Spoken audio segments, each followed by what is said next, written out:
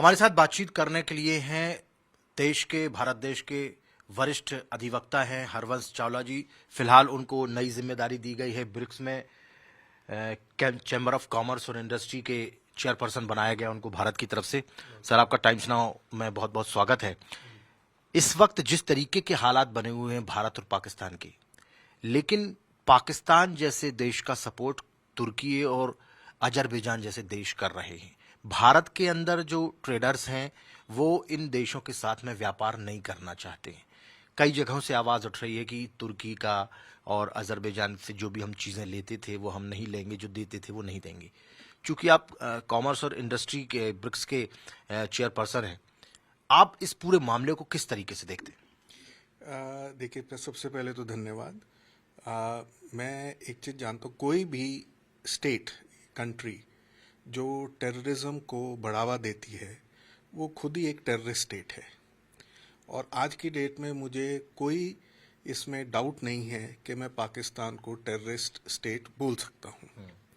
हमारे आदरणीय प्रधानमंत्री ने भी यही बोला है कि टेरर और ट्रेड इकट्ठा नहीं चल सकता।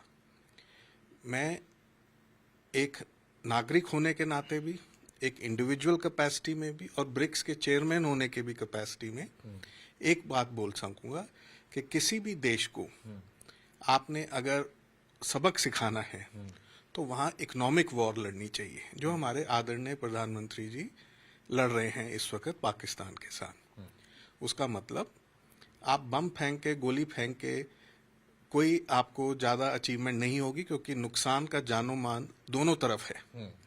लेकिन अगर हम आज पाकिस्तान के साथ या तुर्की के साथ या अजरबैजान के साथ हम ट्रेड रोक देते हैं तो ये अपने आप बहुत बड़ा उनको एक घात है, जिससे उभरने में उनको कई साल लग जाएंगे।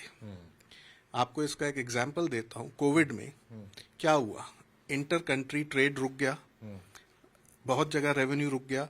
हमें किसी भी देश को पूरी दुनिया में कम से कम 1-2 साल लगे उससे उभरने में। इसी तरह अगर जो हमारे आदरणीय प्रधानमंत्री जी कह रहे हैं कि ट्रेड वॉर, इसको इकोनॉमिक वॉर दी जाए, उससे बढ़िया इसमें कुछ नहीं हो सकता, क्योंकि पाकिस्तान, तुर्की, अजरबैजान, इनको इससे निकलने में कई साल लग जाएंगे। जी बिल्कुल। लेकिन जिस तरीके से डिमांड हो रही है, पूरे देश भर में लोग कह रहे हैं कि उन कंट्रीज के साथ में हमें व्यापार नहीं करना जो भारत का विरोध करते हैं और भारत के विरोधियों का सपोर्ट करते हैं।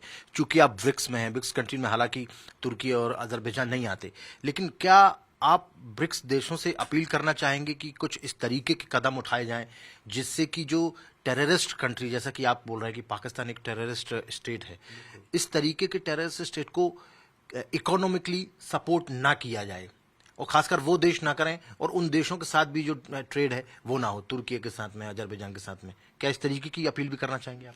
मैं तो ये अपील करूंगा, ना केवल ब्रिक्स में जितने भी देश शामिल हैं, बल्कि पूरी दुनिया को जो कि अमन पसंद करती है, उनको पाकिस्तान या जो पाकिस्तान को सपोर्ट कर रहे हैं टेररिज्म में, उनके साथ ट्रेड करें, किसी भी तरह का व्यवहार रखें जो उनकी उन्नति में साथ दे।